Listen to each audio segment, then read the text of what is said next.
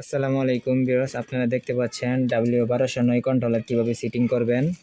আপনারা দেখেন এখানে তিনটা বাটন থাকবে, একটা হচ্ছে হাফ বাটন, সেট বাটন আর একটা হচ্ছে ডাউন বাটন।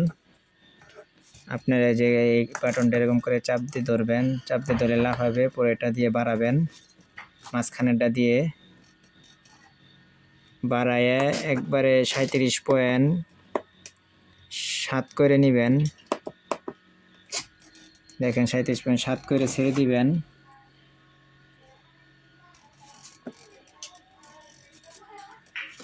তারপর আবার এই বাটনটা চাপ দিয়ে ধরে থাকবেন।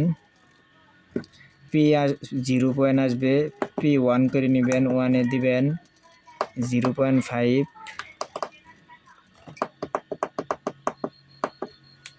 তারপর আবার এটা চাপ দিবেন, সেট বাটন চাপ দিয়ে P2 করে নেবেন, P2-এ থাকবে 110।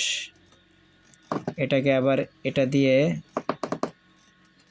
40 করে নেবেন।